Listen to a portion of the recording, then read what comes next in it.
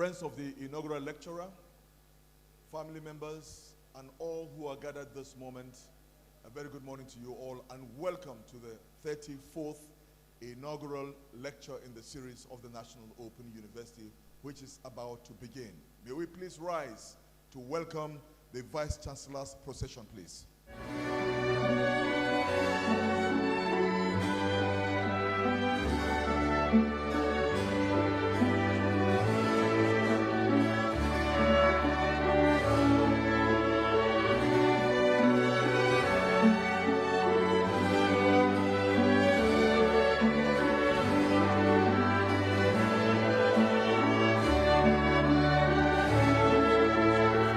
Respected invited guests, ladies and gentlemen, welcome to the headquarters of the National Open University of Nigeria.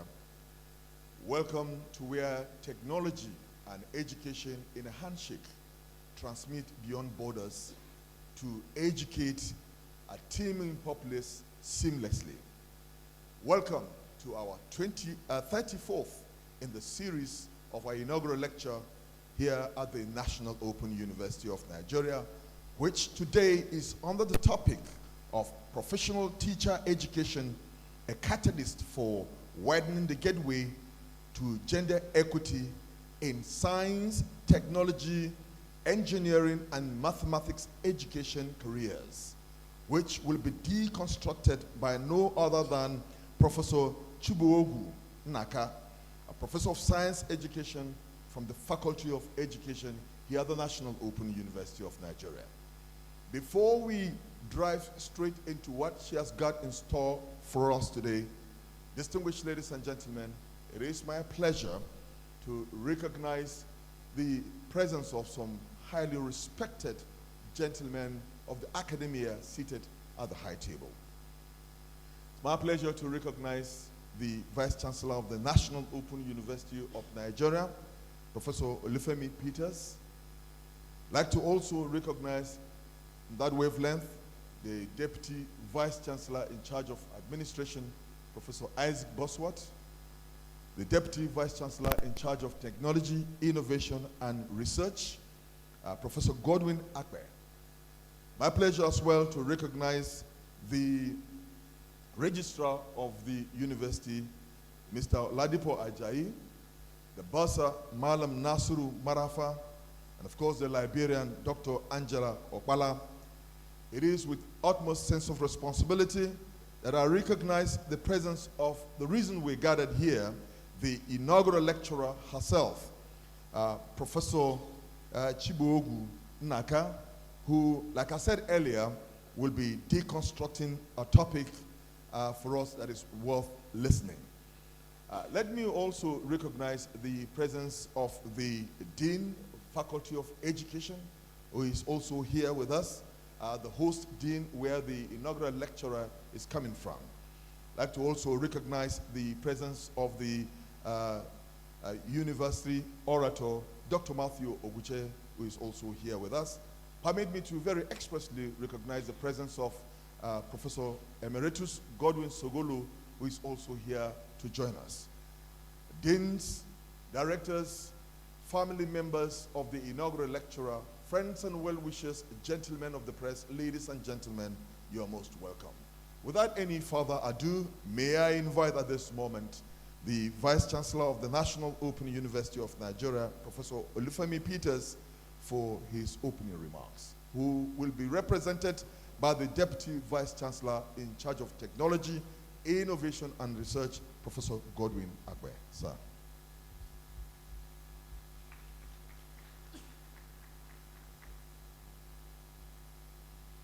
Good morning, colleagues, and the wonderful family that God has passed through to give us this wonderful lady that we are celebrating today. The Vice Chancellor is not absent, he's around.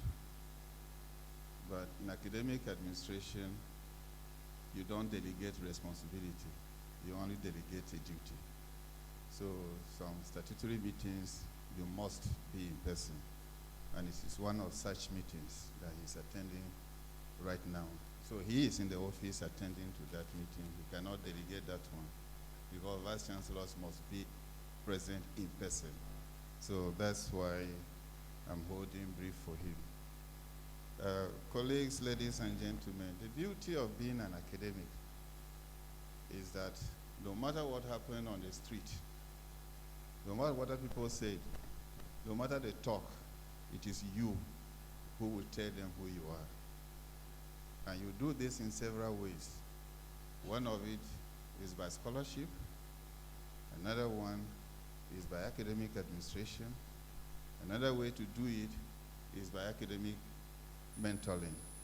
And then the most important one is when you now come out to tell the whole world what it is that you have been doing all this while, your area of specialization, and most importantly, what you have contributed to that discipline. Today, we've been hearing about Dr. Nnaka. We'll know whether she's a professor or not today. So she wants to come to us and then present herself and her work to us to show that she's really a professor of science education in the Faculty of Education. Let me tell you something that maybe you never knew or you never heard about. Education used to be the mother of all sciences. Unfortunately, all knowledge is in the arts.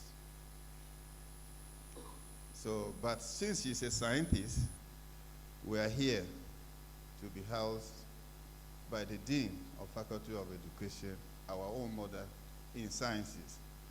But we will also invite you one day to come to the Faculty of Arts so that you can gain some knowledge.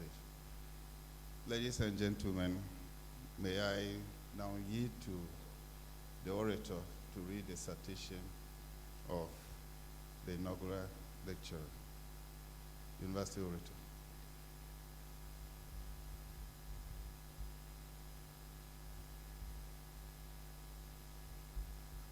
Citation for Professor Chibuogwu, Virginia Nnaka,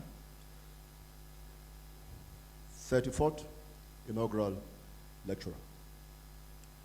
Vice Chancellor, Sir, distinguished guests, ladies and gentlemen, it is both a privilege and an honor as I present the citation of our 34th Inaugural Lecturer, Professor Chibuogwu, Virginia Nnaka, a professor of science education in the Department of Science Education, Faculty of Education, National Open University of Nigeria.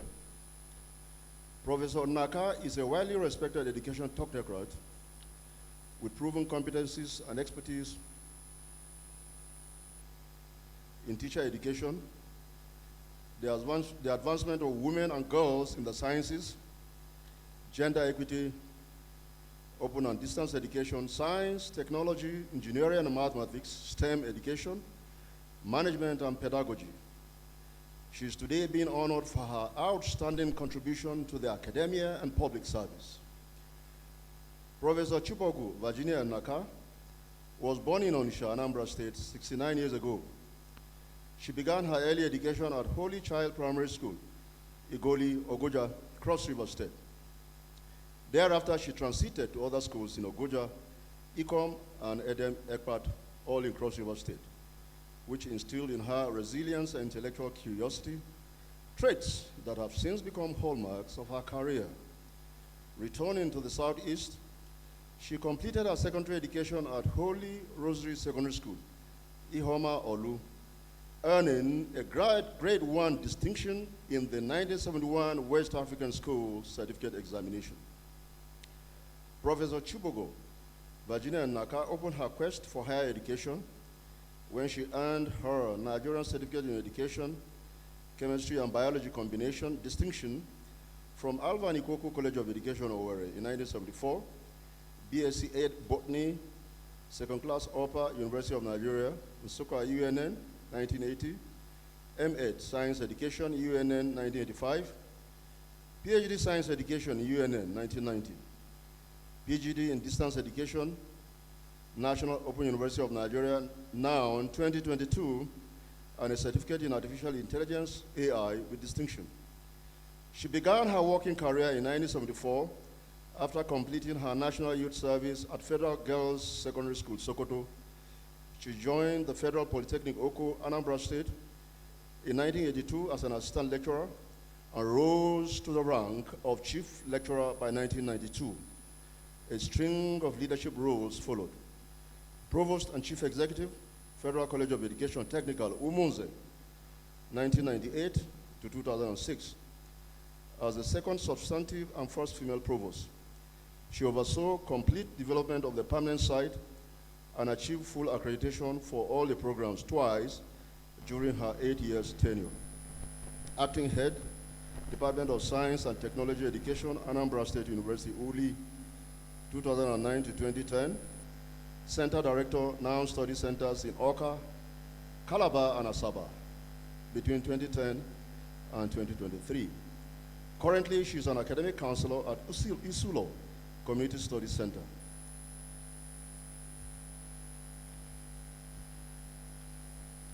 A passionate and prolific researcher, Professor Chibuogwu, Virginia Nnaka, also published over 80 papers in reputable national and international journals.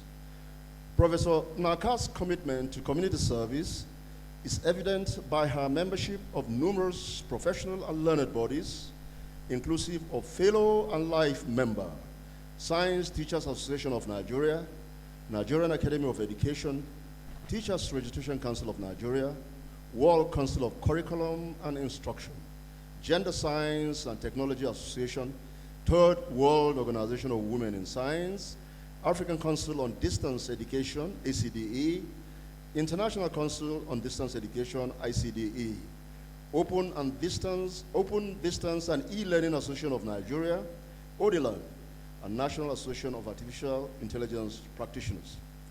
She is also a consultant to the African Development Bank, TVET, Federal Ministry of Education Strategic Plan Committees, and National Commission of Colleges of Education, NCCE accreditation panels. External assessor, Nnamdi Azikiwe University, Oka, Chukwuemeka Odumogu, Ojukwu University, Uli, and Institute of Management and Technology, Enugu, and had served as chairman, Science Teachers Association, Anambra State Branch, 2004 to 2010. Under her chairmanship, Anambra students captured multiple national science quiz trophies, and female enrollment in physics and mathematics tripled. Best Provost in Nigeria, 2004, the American Biographical Institute Woman of the Year, the Stan Diamond Jubilee Medal, and more than 30 chieftaincy and civic titles. Vice Chancellor, Sir, distinguished ladies and gentlemen, it is with great pleasure that I now invite you to warmly welcome our inaugural lecturer for the 34th Inaugural Lecture, Professor Chibuogwu Virginia Nnaka, as she delivers her inaugural lecture titled, Professional Teacher Education, a Catalyst for Widening the Gateway to Gender Equity in STEM Education and Careers.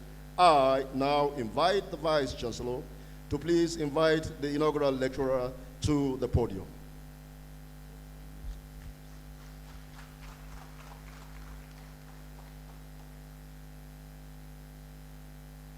Professional teacher education, a catalyst for widening the gateway to gender equity in STEM education and careers. Professor Chibuogwu Virginia Nnaka, the lecturer of the 34th in a series of inaugural lecturers of this wonderful university, the National Open University. You now have the floor to present your lecture to us. Well, we welcome her.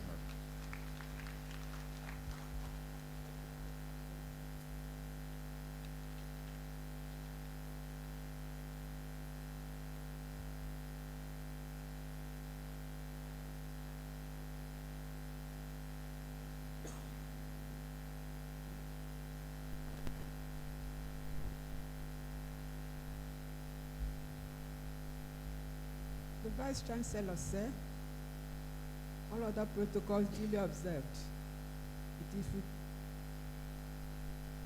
It is with profound honor that I stand here before you to deliver my lecture, my inaugural lecture. I thank God, give him all the glory for the knowledge he bestowed on me and for giving me the strength to deliver this lecture. I also thank the Vice Chancellor for offering me the opportunity to stand on this platform.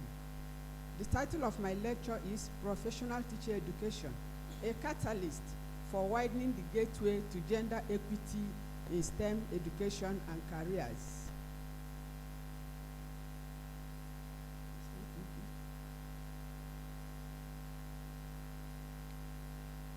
We'll start by looking at what STEM is. We'll first of all decode the acronym STEM. What is STEM? STEM is science, technology, engineering, and mathematics. These have become so familiar that we risk reciting them without hearing their notes.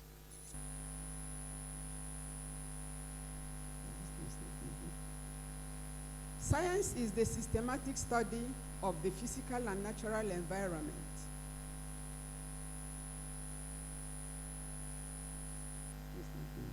It is also a body of knowledge about living and non-living things in the environment. Here, it is both a body of knowledge and a method of investigating the natural world. There are three branches of science: physical science, earth science, and life science. Technology is applied imagination. It is a broad term that encompasses the application of scientific knowledge for practical purposes. It therefore encompasses the production and utilization of tools, machines, and systems to solve problems and achieve goals. Typical examples include our mobile phones, laptops, blenders, among others. Engineering is where ideas meet iron. It is the application of scientific principles to design, build, and maintain structures, machines, devices, systems, and processes. In engineering, mathematics, physics, and practical knowledge are used to solve real-world problems. Mathematics, this is the mother tongue that all sciences speak. It is the abstract science of numbers, quantity, and space. And it involves the study of patterns, structures, and relationships through the use of symbols, numbers, and proofs. It counts, measures, models, and proves that the seemingly impossible is merely unproven. What is STEM education? This is an approach to teaching and learning that emphasizes critical thinking, problem solving, and hands-on experience in science, technology, engineering, and mathematics. It prepares students for careers in science, technology, engineering, and mathematics, and it equips them with the needed skills to operate effectively in a scientific and technological society. In other words, STEM education involves exposing learners, typically prospective teachers, to scientific and technological knowledge, the nature of science, the scientific processes, while instilling scientific attitude and equipping them with the professional skills necessary for STEM teaching. OKK 2007. STEM and national development. STEM sits as the very heart of modern existence. STEM links our homes, heals our bodies, links our villages to distant markets, links us to our relations wherever they may be in the world, pushes at the frontiers of knowledge itself. The development of every nation, including Nigeria, hinges on its ability to nurture and deploy STEM talents. However, women, who make up almost half of Nigeria's population, remain noticeably underrepresented in engineering studios, physics laboratory, computer science classrooms, and design offices. computing platforms now host computer-based testing, e-libraries, libraries, and massive open online courses, MOOCs. These tools shrink distance, democratize content, and accelerate the feedback loop between teacher and learner. The skills at the heart of these systems are unambiguously STEM: software engineering, data analytics, and network science. From drought-tolerant maize to nuclear-assisted soil management, scientific research has rewritten the arithmetic of the farm. Where once a hectare fed 5 families, improved seed varieties and precision irrigation now feed 15 families. The knock-on effect is visible. Poverty indices fall where agronomic innovation rises. The startup clusters in Lagos and Abuja, such as Flutterwave, Paystack, and MoneyPoint, move billions of naira daily. Their lifeblood is code, their grammar is mathematics, and their workplace is the cloud. Each successful transaction validates the simple proposition that STEM skills translate directly into GDP. Engineers and architects shape our roads, rail lines, and renewable energy, mini-grids. ICT specialists build the digital bridges that span classrooms, clinics, and courts. Infrastructure is development made visible, and STEM is his foreman. Biomedical scientists in Nigeria sequenced the Lassa fever virus. Life expectancy in Nigeria has climbed because each wave of STEM discovery pushes disease further back. Studies show that more STEM graduates a country has, the larger its GDP growth rate. Innovation and economic returns, the diversity dividend. Economics now view gender equity as a valuable input for research and development. According to McKinsey 2023, companies with a strong gender balance at the board level are 27% more likely to achieve better financial performance. Studies on patents suggest that mixed gender teams of inventors produce more insightful citations than single teams. In summary, leveraging equity knowledge is not merely a compliance obligation, it is a strategic growth initiative. Then the gender paradox. However, here lies the contradiction. When the country needs every scientifically excellent mind, half of its talents, women, remain at the margins of these sectors. For more than 40 years, I have walked the length and breadth of this question. Why do girls drift away from circuits, algorithms, and load-bearing equations? And what can we do about it? Classroom observations, curriculum reviews, and teacher interviews all point to the same conclusion. The disparity is structural. Culture, policy, teaching practices, and personal expectations combine to steer girls elsewhere. Gender, according to WHO, is the characteristic of women, men and girls, and boys that are socially constructed. UNESCO frames it as the roles, behavior, activities, and attributes that a given society at a given time considers appropriate for each sex category. United Nations Women stresses that these norms are rooted in power relations and can be transformed through policy and education.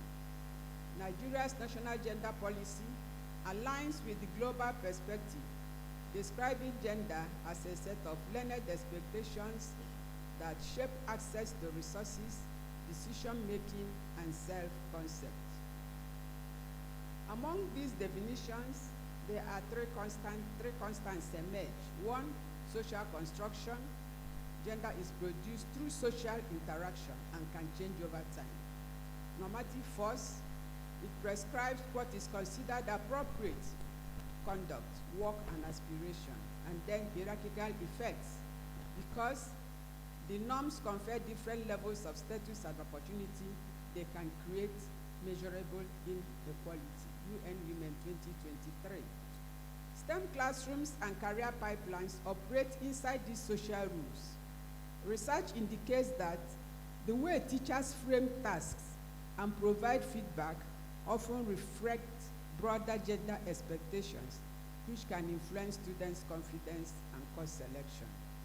Understanding gender, therefore, is not an abstract exercise. It equips educators and policymakers to identify hidden biases, design inclusive pedagogy, and track equity outcomes in a systematic and evidence-based manner. Gender disparity in STEM. Where are the girls and the women? Where are they? You can imagine a bright-eyed junior secondary school girl. You can call her Aisha or Ada, who scored 78% on the first continuous assessment test in integrated science. Nothing in that result suggests that they limit to her future in physics, architecture, or data science. Nevertheless, statistics after statistics confirms that by the time her cohort reaches postgraduate studies, most of her female classmates will have dropped out of STEM education. If you look at the map, you will see that only 3% of women are in research positions. Women in engineering technology, 22%, other fields, 26%. But Nigeria has 49% of the population being women. Global gateways and tertiary enrollment in Nigeria. UNESCO 2004 gender report says the global scene. Women make up 35% of higher education STEM graduates and account for barely 25% of the workforce in data science and artificial intelligence. The Nigerian Observer 2024 reports that only 22% of girls in tertiary institutions choose STEM fields, specifically 3% in ICT, 7% in engineering and construction, compared with 8% and 22% of boys, respectively. Between 2018 and 2020, the proportion of female graduates in engineering and technology fluctuated between 26 and 29%, while men held a dominant share of 71% to 74%. The secondary school choke point. WAEC May-June 2004 entries show girls at 41% in physics and chemistry, but plummeting to 18% in electronics, 14% in technical drawing, and a mere 1% in metal work. Regional fault lines. Onyekwelu 2019 demonstrates a wider gap in the northern zones, where cultural expectations and early marriage compress the schooling window. Cultural headwinds. Nnaka and Nnaka 2014 report that residents of Anambra State still frowned upon women in artisanal science roles, such as auto mechanics, phone technicians, and plumbers, branding such work as inappropriate for daughters. I don't know how many females, how many girls you know who are phone technicians, who are plumbers, or who are auto mechanics.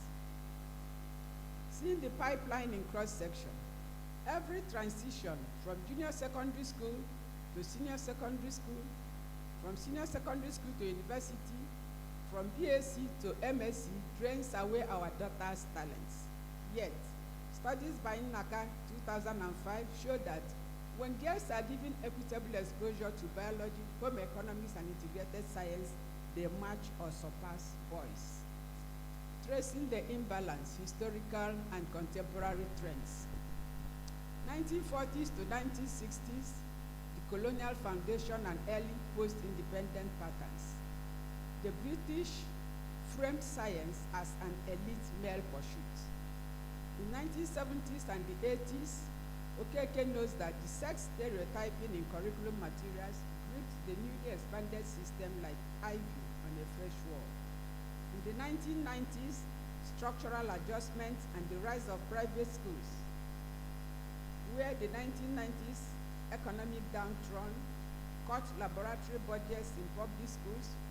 Private colleges fill the vacuum, often with better resources, but fee structures that priced out many girls. In 2000 to 2010, the National Policy on Education mandated gender equity, but implementation proved patchy. In 2020's contemporary snapshot, the Minister of Innovation, Science and Technology, Dr. Nnaka, recently labeled women's underrepresentation in science-related courses and professions as worrisome. Science of movement. Biology now records near parity in most zones. Female enrollment in agricultural science has climbed from 44% to above 50% in several states. Why must more women participate in STEM education? The globalization of the skilled labor market and technological advancements have positively impacted employment opportunities for women. For instance, ICT can empower women politically, enhance their participation in the economy, and improve their quality of life and that of their families. Women often bring diverse insights, values, and approaches to their work. The inclusion of women in scientific endeavors enriches the talent pool and heightens the likelihood that scientific advancement will address the needs of all humanity. Okeke 2007. Women must be included in STEM because they include healthier choices, because knowledge of biology and health sciences will enable women to take informed decisions regarding vaccines, nutrition, etc. in their families. STEM participation will also increase sustainable household practices such as energy preservation and disposition. By exposing women to education in science and technology, we can cultivate a large pool of experts in STEM fields, which is essential for driving national development. Failing to encourage women to pursue courses in science and engineering denies the nation a full complement of innovative and scientifically creative minds, a significant hindrance to both scientific advancement and economic prosperity. Therefore, increasing the participation of women in STEM is not only a matter of human rights, it also makes economic sense. Why have women been grossly underrepresented in STEM? What are the causes? Several barriers block the gateway to gender equity in STEM. I have grouped these three interlocking barriers. I have grouped them into three interlocking barriers, borrowed from Fenemas' ecological metaphor: the cultural surrounding, the institutional setting, and the personal interior. Each layer is porous. Attitudes seep from home to classroom, from classroom to self-belief, and back again. Let's look at the cultural lines. In many communities, a daughter still grows up hearing that science is a man's field and engines are heavy for female hands. Early marriage in parts of the north further truncates schooling, forcing a decision between textbooks and bride price. Nnaka and Nnaka 2014 found that parents tend to applaud a female nurse but frown upon a female auto mechanic. Institutional bottleneck. Okeke 2007 catalogs illustrations and images in primary school science text. The inventor, typically depicted in goggles and a lab coat, is almost invariably women. Nnaka 2006 observed teachers giving boys the soldering iron and girls the clipboard. Questions directed to boys are more analytical, while those directed to girls are more procedural. Njoku 2006 documents counselors warning girls that a mechanical engineering degree may intimidate suitors. Gender equity clauses in the National Policy on Education appear noble on paper, but are often poorly enforced. Third layer, personal and psychological barriers. Where encouragement falters, stereotype threats fill the vacuum. The fear of confirming a negative stereotype depresses performance exactly when proof of ability is most needed. Without a mirror to glimpse their future, many girls assume the future does not exist. This is because they don't have enough models to mentor them or look after them. Teachers expect lower levels of performance in science and mathematics from the girls. Girls who cannot touch a breadboard by age 15 rarely choose electronic engineering at 17. When an adaptive learning platform recommends remedial modules to girls after a single wrong answer, but perseveres with advanced tasks for boys, bias is automated as fail. The teacher as a gateway and touch.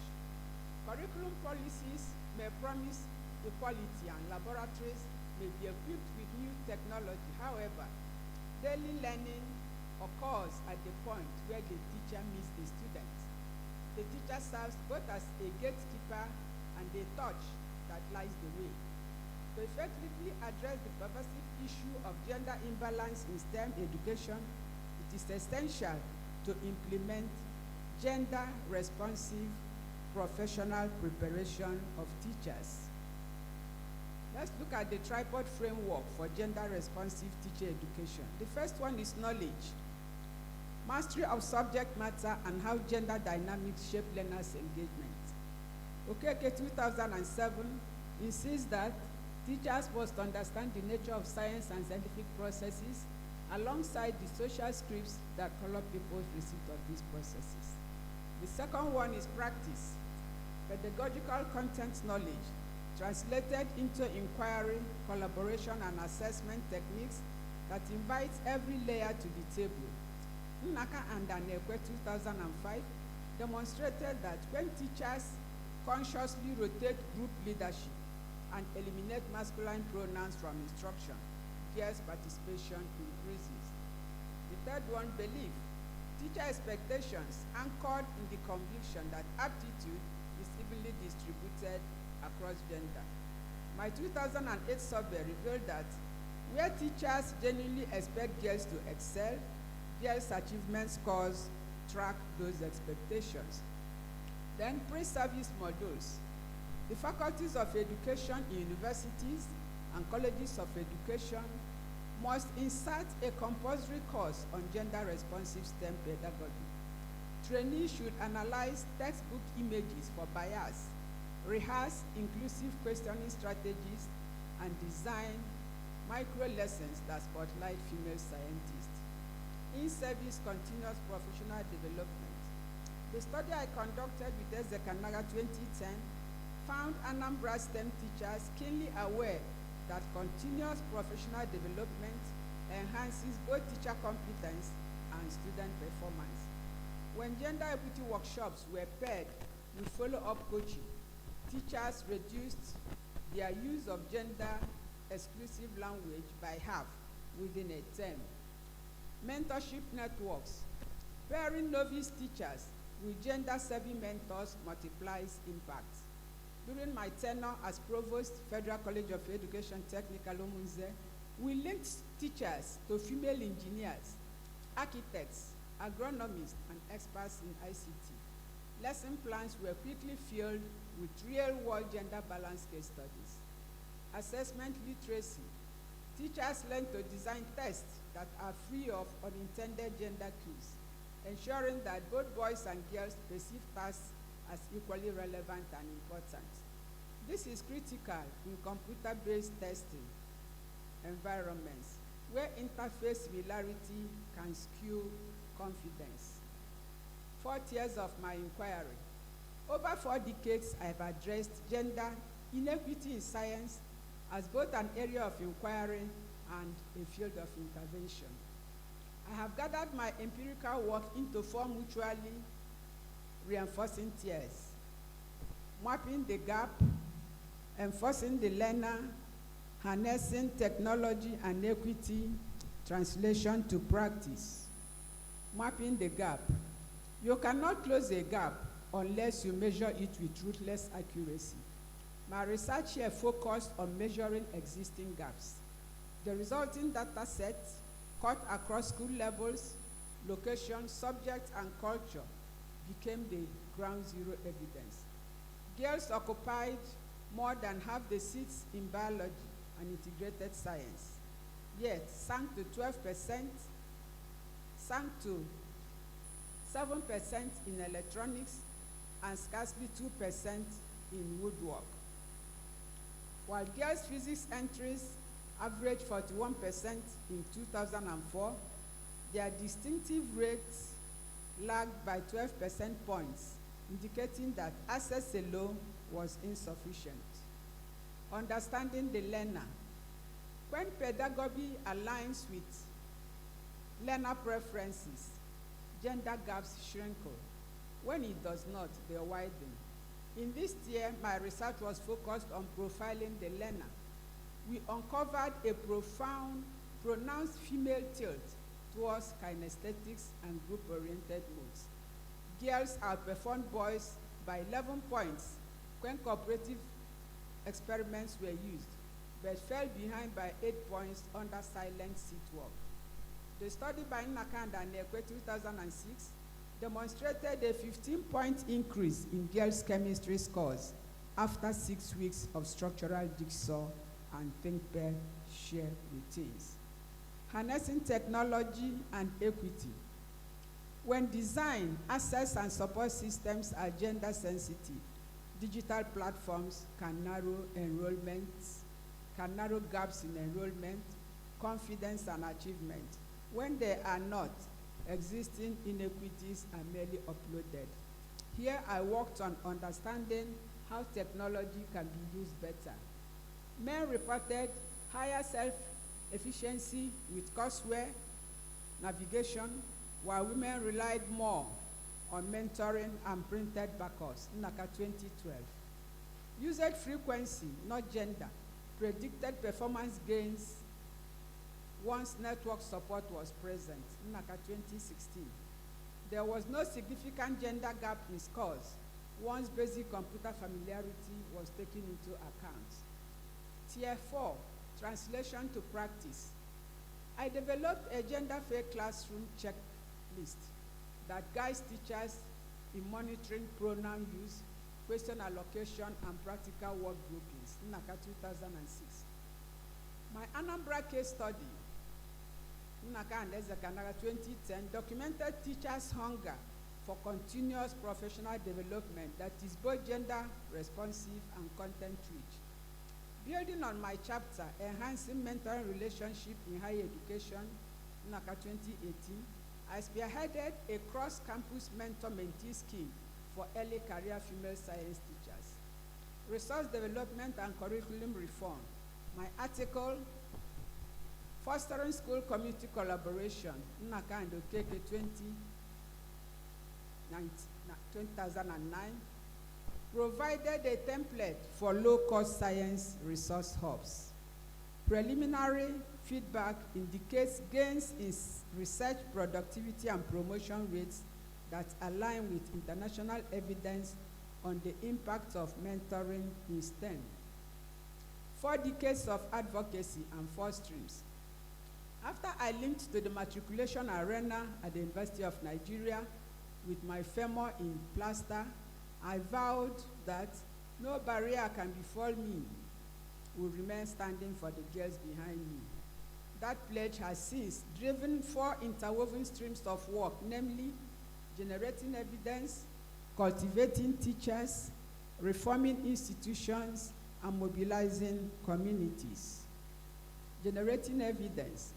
My baseline audit of girls' STEM enrollment 2005 to 2008 uncovered their near absence in technical subjects and catalogued 10 classroom behaviors that quietly suppress female confidence. Those studies supplied the numbers that ministries and donors later cited to justify equity funding and textbook revision. Cultivating teachers. Professional development as a leverage. As chair of Science Teachers Association, Anambra State, I transformed branch and zonal meetings into workshops on gender fair instruction. The stand gender and STM manuals that emerged from these sessions are now mandatory readings in colleges of education. Pilot mentor coach cycles reduced sexist language in participating classrooms within a term. Reforming institutions. During my tenure as the first female provost of FCT Omunze, I introduced the College of Sciences in the college. Merit scholarship and subsidized meal tickets for girls studying physics, chemistry, mathematics, and technical education increased female enrollment from single digits to roughly 1/3. At the NCCE, I was able to secure a compulsory module on gender-responsive pedagogy in STEM. Many conferences were held at the college during my tenure, including a national conference with the theme towards gender equality in the 21st century. And the guest speaker was Emeritus Professor Uniso Keke. Mentorship and public advocacy. Career day podiums featuring female engineers tripled the number of girls who named engineering as a future profession. Through CASAT and OWSD, I have mentored emerging scholars, guiding them to publish, win travel grants, and return as models, ripples that continue to widen. Widening the gateway to STEM education and career is a collective challenge. The gender gap can be closed through policy classrooms, boardrooms, and living rooms. This implies that all stakeholders, the government, higher institutions, basic and secondary schools, professional associations, parents, private sector, science teachers, industries, everybody must play a role. And we need to focus on policy, curriculum, pedagogy, mentoring, infrastructure, and accountability, each driven by the stakeholder. We start with the government. The government must lead a 3-tier media drive, popularizing girls in STEM stories via radio, TV, social media, and community theater. They mandate gender audit clauses. Every publicly procured textbook must be gender neutral and portray women in scientific and technical roles. Create special scholarship for girls who wish to study STEM courses at post-secondary and tertiary levels. Constitute a gender equity commission with professional powers to monitor compliance and sanction defaulting ministries, agencies, or schools. Institutions and classroom years.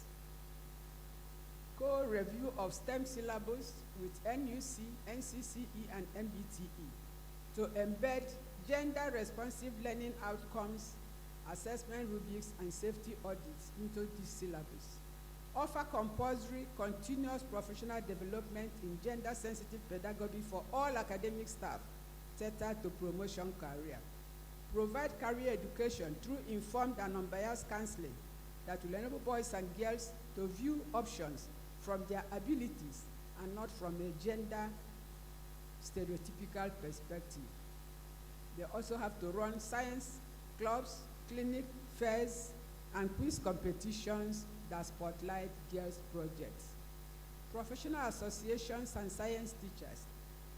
These have to stage science fairs, quiz competitions, and exhibitions as national, state, and zonal levels, targeted specifically at girls and women at all levels of education. Maintain mentorship portals that connect school girls with practicing women in STEM and track the progress of mentees. Audit the language of teaching materials. Purge sexist metaphors. Showcase women's breakthrough. Equalize encouragement. You praise the boys as you praise the girls. And in leadership, you also rotate leadership in the lab. At the home, they have to challenge stereotypes early, countering the myth that STEM courses are too hard and not for girls. Partner with schools for internship equipment and curriculum co-design so skills stay industry relevant. Isolated interventions quickly die. Stakeholders must synchronize efforts. Policy must empower practice, and practice must inform policy. And both must be noted. Now, where does NOUN come in? NOUN, African Center of Excellence on Technology Enhanced Learning, ACTL, already offers scholarship to students in artificial intelligence and cybersecurity who are offering a master's or PhD. The university should offer full fee scholarship to the top female JAMB scorers who choose STEM courses as their field of study.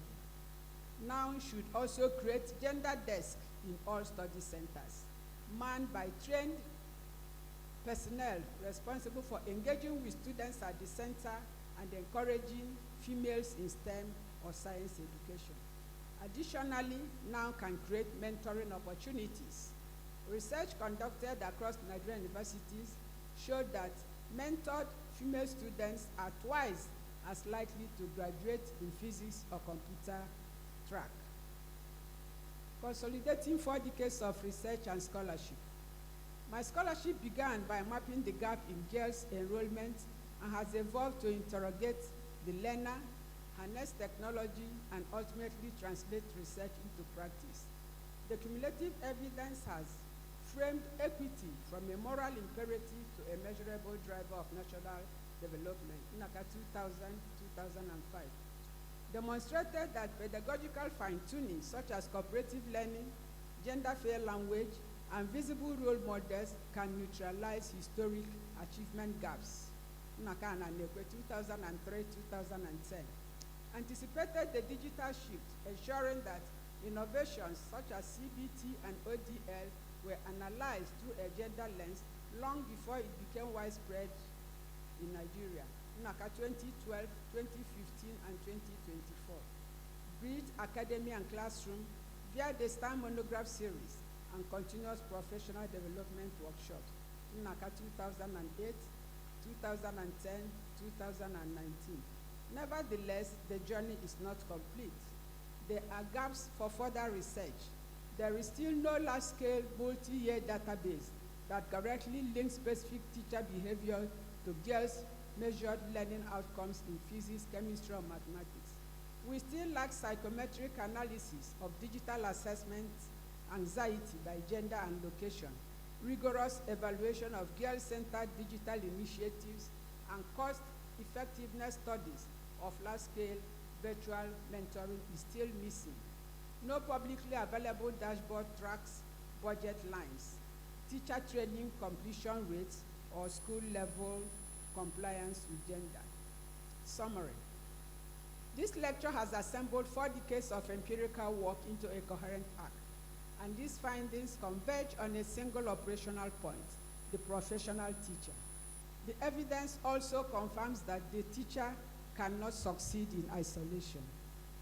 The lecture outlines a mechanism in which the government, tertiary institutions, schools, professional associations, teachers, parents, and industry each provide a distinct but interlocking contribution. Where even one year stalls, textbooks remain biased, scholarship goes unpublished, or industry placement exclude girls, the entire machinery of inclusion loses talk. Conversely, when all engage, demonstrable gains follow mentor-coach cycles, halving the use of sexist language in classrooms, textbook audits shift occupational imagery, and targeted scholarship increase female enrollment in technical majors from single digit to 1 digit. Conclusion. The task ahead is straightforward. Evidence-based teacher preparation, continuously resourced and efficiently supported, remains the most reliable lever for widening the gateway to STEM education and careers for girls and women. Curriculum guidelines, scholarship schemes, and broadband rollouts become effective only when teachers translate them into everyday decisions about grouping, questioning, feedback, and representation. Accordingly, gender-responsive pedagogy must be treated as core professional knowledge, planned, observed, and rewarded alongside subject mastery and assessment literacy. Thank you for listening, but before then, I will have to make acknowledgement of people who have helped me form the foundation on which I'm standing. I start first of all by thanking God, give him all the majesty and power, glory and honor, praise and adoration for steering me to this chapter of my academic pilgrimage. Father is Stephen Onyekonwo Ochoba, a self-taught yet fiercely committed to formal learning. I thank my mother, Mrs. Julian Ochoba of blessed memory, who was a perfect companion to my father. My late brother, Reverend Father Christopher Ochoba, was the constant northern star that never dimmed in my life. May you continue to rest in the bosom of the Lord. I deeply appreciate my nuclear family, who comprises of my husband, Sir Christian Nnaka, my anchor and encourager. I equally appreciate my sons, Chibuogwu Nnaka, Somto Eustace Nnaka. Thank you for making our home a heaven of peace. Abiageli Anada, my daughters-in-law, you care for the next generation with grace. Your kindness frees my mind for study. Thank you for taking good care of my children. My siblings, late Boniface Ochoba of blessed memory, Dr. George Zekanaga and Sir Vincent Ochoba, your prayers travel faster than Korea. I remember the late Mrs. Veronica Ochoba and all the teachers who taught me in the mission schools I attended. Then the lecturers at Albanico College of Education, Owerri, Professor Romanus Ohuche and FOC Ndo of blessed memory, who mentored and urged on me the stubborn motto of I can. Since my matriculation at Nsukka in 1977, Emeritus Professor Eunice Okeke, Mother Hen, as we call her, has exemplified scholarship marked by steadfast care and dedication. It's a pity that she's not here. Conference and workshops of Science Teacher Association of Nigeria and the Nigerian Academy of Education have fanned my research zeal. I thank every colleague who sharpened my question. I remain grateful to the late Elder Nimude, whose calm chairmanship of FCT Umunze Governing Council ushered in peace and tranquility to the college during my tenure. I also thank the former Vice Chancellor of NOUN, Professor Vincent Tinebe, whose 2015 commendation letter for the completion of a one-story building at the Oka Study Center by the Abagana community lifted my resolve to embrace hard work the more. All staff of the Faculty of Education and Department of Science are deeply appreciated. All staff of the Federal College of Education Technical Umunze. I also like to thank all the staff of Oka, Calabar, and Asaba Study Centers for their cooperation and dedication to work during my tenure as Center Director. I'm profoundly grateful to the Vice Chancellor, Professor Lufemi Peters, an administrator driven by passion.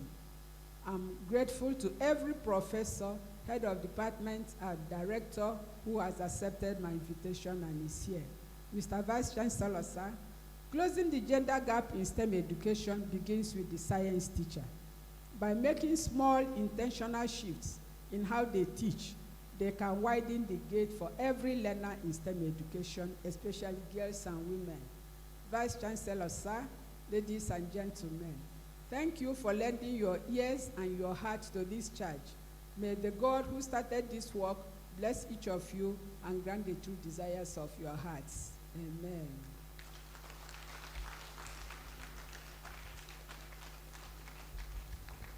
I can hear you. The clap can be louder, please.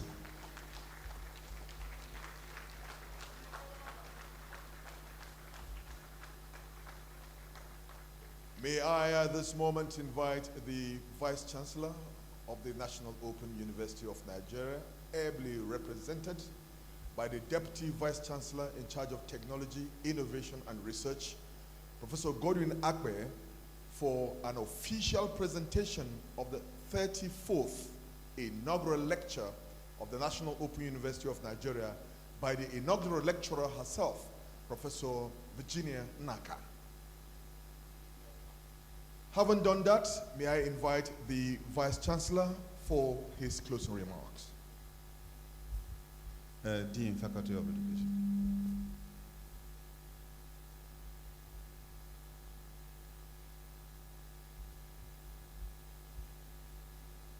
The Vice Chancellor, the Deputy Vice Chancellors, other principal officers here seated, distinguished guests and colleagues, on behalf of the Faculty of Education, the mother of all faculties, the most noble of all the faculties, the primus inter pares among the committee of faculties, and for the English speaker, the faculty that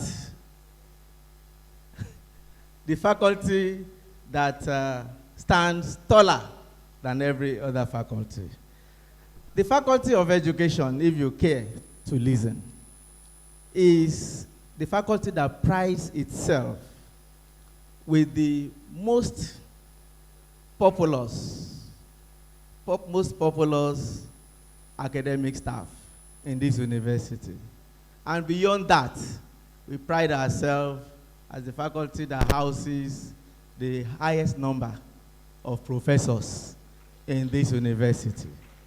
This faculty, the Faculty of Education, this year, 2025, has presented 2.5 inaugural lectures out of 4 this year. You want to ask?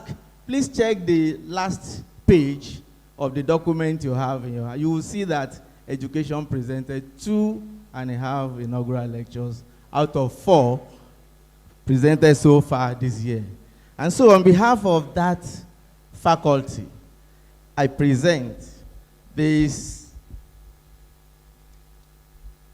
flag in commemoration of the successful presentation. A presentation that I would say has been so engaging that we could not even stop you to clap where we needed to clap.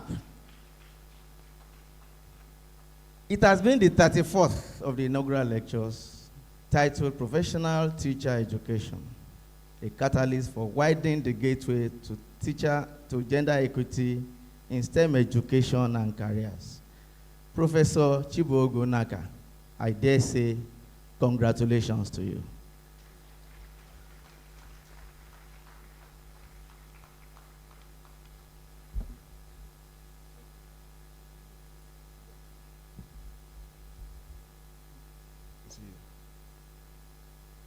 I have to control it so that it doesn't become another lecture, now 35th inaugural lecture that Senate is yet to approve. When we were in Lagos, when Professor Badmus was the Dean of Faculty of Education, the Faculty of Education got an award for being the first faculty to develop all their course contents for all the courses. And they had a free lunch. So in one Senate meeting, we asked how many courses. We were surprised that there were less than 100. So the most populous faculty with the most number of professors, most number of staff, with less number of courses. Anyway, so that's another thing for another day. Concerning inaugural lecture, the beauty of inaugural lecture is that the lecturer has the freedom to say whatever he or she wants, anyhow he or she wants it. And therefore, you don't do analysis of that lecture anymore. But you can go and debate it. For the main folks who are here that are unhappy with that wonderful and truthful factual presentation, they can take her up. Maybe during lunch. We are getting close to lunchtime. That's why we are rushing to close on time so that you can enjoy your meal. And then you can take her up at that particular point in time. But globally, it is not allowed for you to analyze an inaugural lecture. I told you, come to the Faculty of Arts, you will get a lot of knowledge and wisdom. Let me also appreciate, on behalf of the Vice Chancellor, our elder statesman, Sir Professor Godwin Sogolo, Emeritus Professor of Philosophy. Just for you to know that there's wisdom in the Faculty of Arts. Then you have another wonderful philosopher, Professor Udoma Oji Udoma, also a philosopher. Most dangerously, he's in logic. So every sentence we have an issue. There are logical fallacies identified in every statement. So Professor Udoma just left Senate building as Deputy Vice Chancellor, Academics. So, but he is a professor in the Faculty of Arts in the Department of Philosophy. With a very fine, young, beautiful lady as the head of department. You see, we can only produce the best in the Faculty of Arts. Okay, so for the family, we asked the Deputy Vice Chancellor, Administration, Professor Isaac Samani Buswat, to thank you on behalf of the university. Professor Samani Buswat, will you give us a vote of thanks? The family, Senate members, colleagues, our guests, and gentlemen of the press. Professor Buswat. Thank you, DVC TIR and Acting VC. My job is to give the vote of thanks, and I so do to all of you.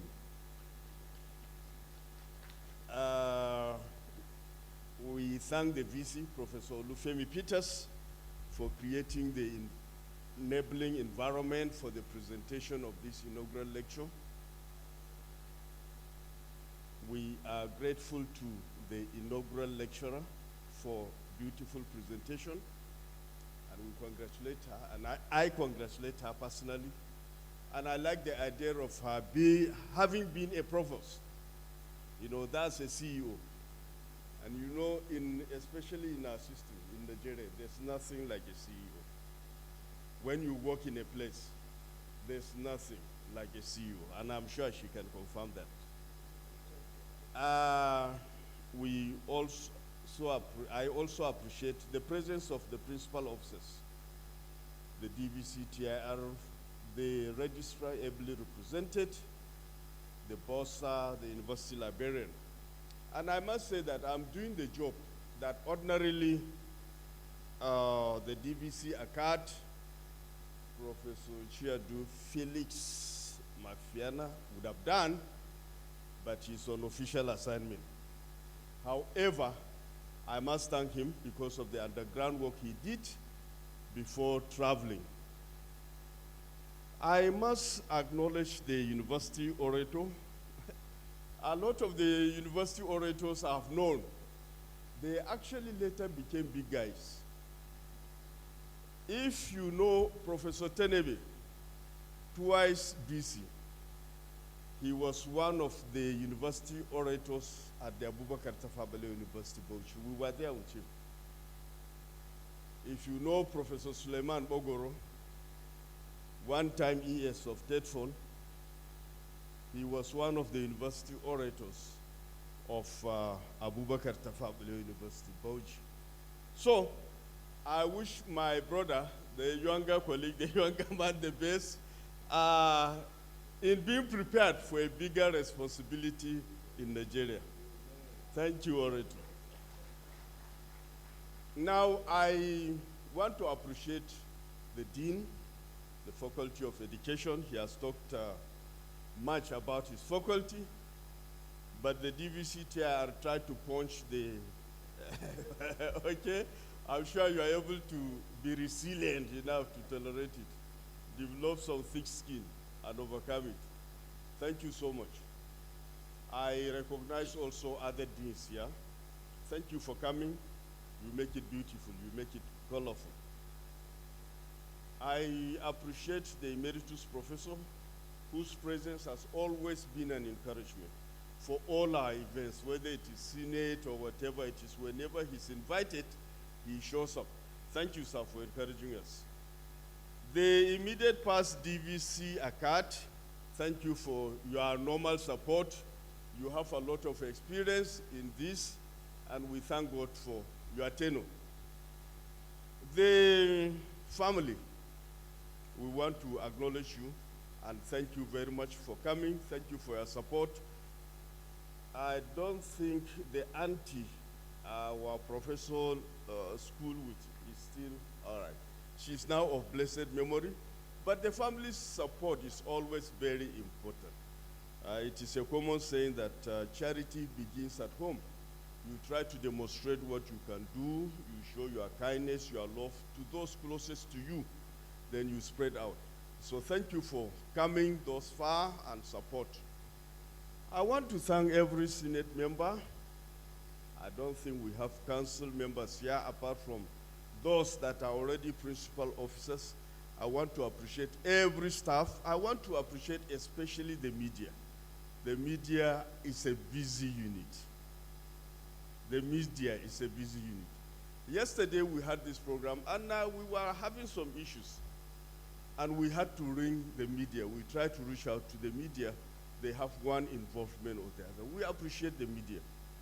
Everybody here, I appreciate you on behalf of the BC. I want to single out for special appreciation the Acting Director of Works and Services. I don't know whether he has gone. I saw him. Now, these are guys that do the underground job. If there's no light here, every one of us will know that there's no light here. He and his team ensures that there is energy supply to this hall continuously. And I hereby appreciate you. Once again, thank you very much. Ponder on what you have had. Ponder on what and where you can do something. Please do. Have the best of the rest of the day. Thank you very much and God bless.